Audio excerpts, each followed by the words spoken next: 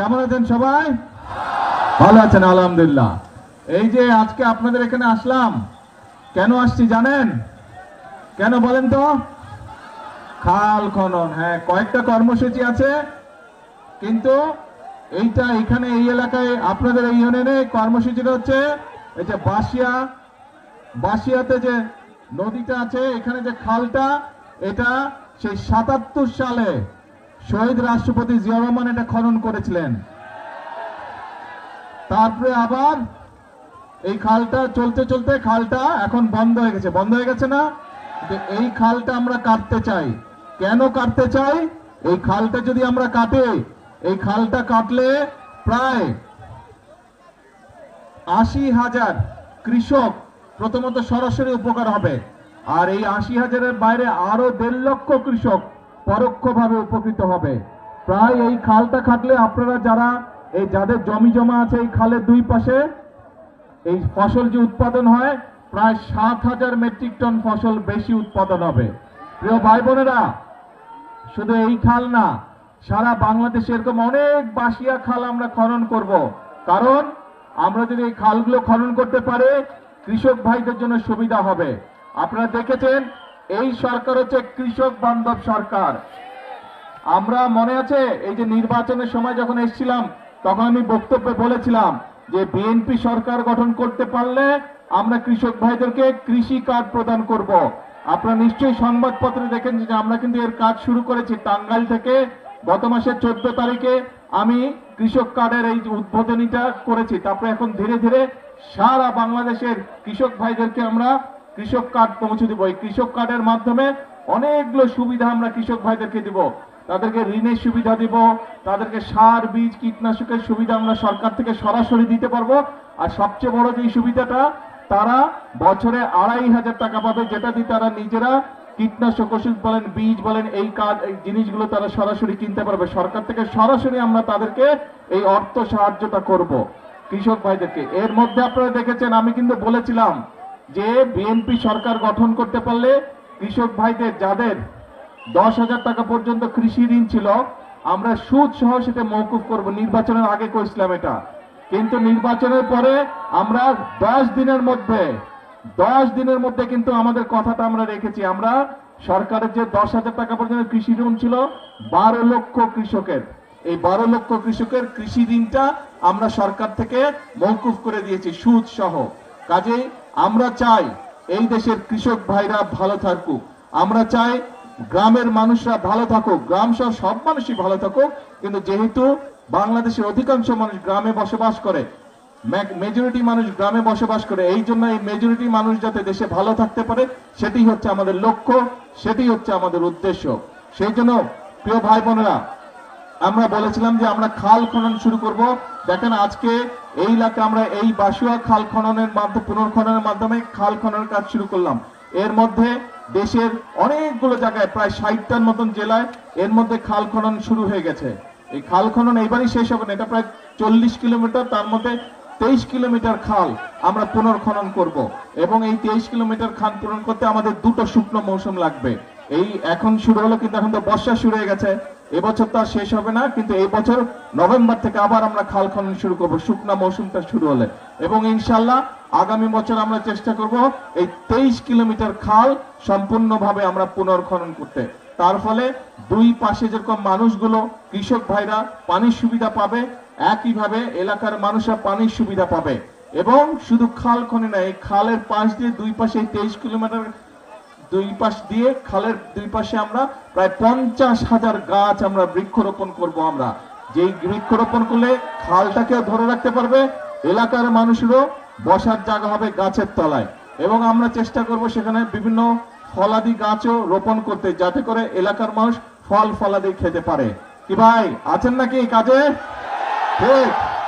এখন এই যে যেই কাজগুলো আমরা করব, এই কাজগুলো করলে উপকার হবে কার?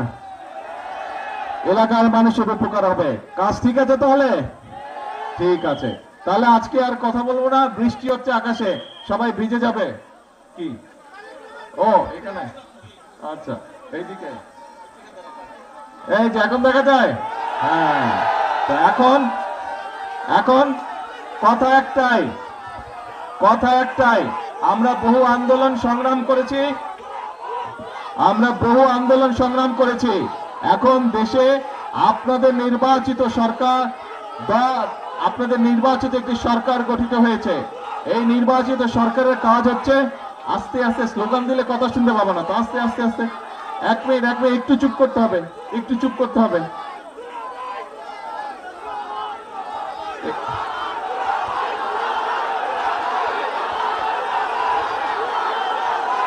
তো দুলাভাইকে কথা বলতে না দিলে তো দুলাভাই যাবে গিয়া যায়, আমি কথা বলবো না, যাব? আচ্ছা তাহলে চুপ করতে হবে, কথা বলতে হলে চুপ করতে হবে। আমি কথা বলি তাহলে শ্বশুর বাড়ির লোকজনকে শুনতে হবে কথা, ঠিক আছে? আচ্ছা ঠিক আছে। তো এখন বাংলাদেশের মানুষ এমন একটি সরকারকে 12 তারিখে নির্বাচনে ভোট দিয়ে সরকার গঠন করেছে, যেই সরকার জনগণের জন্য কাজ করবে। কারণ আমাদের একমাত্র জবাবদিহিতা হচ্ছে এই দেশের মানুষের কাছে, এই দেশের জনগণের কাছে। সেজন্যই আমরা সেই সকল কর্মসূচি পালন করতে চাই, সেই সকল কাজ আমরা করতে চাই যেগুলোতে জনগণের উপকার হবে। সেজন্যই আপনারা দেখেছেন কৃষক কার্ডের কথা যেমন বললাম, আমার মনে আছে আমি ফ্যামিলি কার্ডের কথা বলছিলাম, মনে আছে? সেই ফ্যামিলি কার্ডের কাজও আল্লাহর রহমতে আমরা শুরু করেছি। অনেকে হয়তো বলতে পারেন আমাদের এলাকায় তো এখনো পাইনি, ইনশাল্লাহ আপনাদের এলাকায় তো সবাই পাবে, যারা যারা ফ্যামিলি কার্ড পাবার। একটু সময় লাগবে, কিন্তু আমরা চেষ্টা করবো ইনশাল্লাহ আগামী 5 বছরে সারা দেশের নারীদেরকে, মাদের কাছে এই ফ্যামিলি কার্ড পৌঁছে দিবার। আমরা আপনাদেরকে বলেছিলাম যে ইমাম সাহেব যারা আছে, মুয়াজ্জিম সাহেব যারা আছে, বা অন্য ধর্মের ধর্মীয় গুরু যারা আছে, তাদের জন্য আমরা সম্মানের ব্যবস্থা করব। সেটার কাজও কিন্তু আমরা শুরু করেছি, সেই কাজটাও শুরু করেছি। আমরা যে সকল প্রতিশ্রুতি দিয়েছিলাম, খাল কাটার কথা বলেছিলাম, খাল কাটার কাজও আমরা শুরু করেছি। কাজেই এখন আমাদের কাজ হচ্ছে কথা কম কাজ বেশি, এখন কাজ হচ্ছে দেশ গড়ার কাজ করতে হবে। আমরা বলেছিলাম এই একটু আগে এই সিলেট সিটি কর্পোরেশনে একটা অনুষ্ঠান ছিল, সেখানে কয়েকজন বক্তা বলেছে এই সিলেট জেলাতে বা সিলেট এলাকাতে সামগ্রিকভাবে সিলেট বিভাগে মিল কারখানার সংখ্যা কম, ফলে অনেক যুবক ছেলে বেকার হয়ে পড়ে আছে। আমরা নির্বাচনের আগে বলেছিলাম যে দেশে যে সকল কলকারখানা বন্ধ আছে, বিএনপি সরকার গঠন করলে এই কলকারখানাগুলো আমরা চালু করব। এই যে এখানে আপনাদেরই সন্তান বসে আছে মুক্তাদির হচ্ছে শিল্পমন্ত্রী, শিল্প মন্ত্রণালয়ের দায়িত্ব আছে মুক্তাদিরের কাছে। নির্বাচনের পরপর প্রায় 5-7 দিনের মধ্যে আমি মুক্তাদিরকে নিয়ে বসেছিলাম যে কোথায় কোথায় বন্ধ কলকারখানা আছে বের করেন, কেন সেই কলকারখানাগুলো বন্ধ আছে তার কারণ বের করেন, এবং সবগুলো আমরা ইনশাল্লাহ ধীরে ধীরে চালু করব, যাতে করে আমাদের দেশের যারা কর্মসংস্থানের সমস্যা আছে তাদের যাতে কর্মসংস্থানে, যারা বেকার আছে তারা যাতে কর্মসংস্থান পায়। শুধু এটাই নয়, এর পাশাপাশি আপনারা নিশ্চয়ই খবরে দেখেছেন দেশের ভিতরে যারা শিল্প উদ্যোক্তা আছে তাদেরকে নিয়ে আমরা বসেছি, যাতে করে তারা নতুন কলকারখানা দেশে তৈরি করে, যাতে করে আমাদের দেশের ছেলে মেয়েরা সেখানে চাকরি বাকরির ব্যবস্থা করতে পারে। শুধু তাই নয়, বিভিন্ন দেশে, পৃথিবীর বিভিন্ন দেশে আমাদের ছেলেরা যায় চাকরি বাকরি সংস্থানের জন্য। তাদের জন্য আমরা সেই সব দেশের সাথেও কথা বলেছি। দেশের বিভিন্ন জায়গায় আগে বিদেশে যে মানুষ যেত, সেইগুলা জায়গা বন্ধ আছে, সেই সব দেশের সাথে আমরা কথা বলেছি, সেগুলাও ইনশাল্লাহ আমরা চালু করার ব্যবস্থা করছি। অতি দ্রুত সেই সব দেশেও মানুষ যাওয়া আবার শুরু করবে। কাজেই আমরা দেশের মানুষের কর্মসংস্থানের ব্যবস্থা আমরা করার চেষ্টা করছি, কারণ এই সরকার হচ্ছে আপনাদের সরকার। এই সরকারকে আপনারা নির্বাচিত করে ক্ষমতায় পাঠিয়েছেন। কাজে এই সরকারের সবচেয়ে বড় দায়িত্ব হচ্ছে, এই সরকারের 1 নম্বর দায়িত্ব হচ্ছে এই দেশের মানুষের স্বার্থ দেখা। এই সরকারের 1 নম্বর দায়িত্ব হচ্ছে, 1 নম্বর কাজ হচ্ছে এই দেশের মানুষের সমস্যার সমাধান করা। ইনশাআল্লাহ আপনারা যদি আমাদের সাথে থাকেন, আপনারা যদি আমাদের পাশে থাকেন, ইনশাআল্লাহ বাংলাদেশকে আমরা ইনশাআল্লাহ সামনের দিকে এগিয়ে নিয়ে যাব। বাংলাদেশকে অন্য যেগুলা উন্নত দেশ আছে তাদের পাশাপাশি ইনশাআল্লাহ আমরা দাঁড় করাতে সক্ষম হব, আমরা সবাই মিলে যদি কাজ করি। সেই জন্যই আমি সব সময় একটা কথা বলি, আল্লাহ তাআলা বলে দিয়েছেন আমি সেই জাতিকেই সাহায্য করি যারা নিজেদেরকে সাহায্য করে, বলছেন আল্লাহ তাআলা। কাজে আসেন, আমাদের কথা একটাই কথা, সেটা হচ্ছে কাজ, কাজ আর কাজ। সেজন্যই আমরা বলি করব কাজ, তারপরে কে করব কাজ, সবার আগে বাংলাদেশ। আসেন কাজ করব, নিজের দেশকে আমরা নিজেরা ইনশাল্লাহ গড়ে তুলব। বিদেশ নিয়ে গর্ব করব না, আমরা বাংলাদেশ নিয়ে গর্ব করব, আমরা নিজের দেশ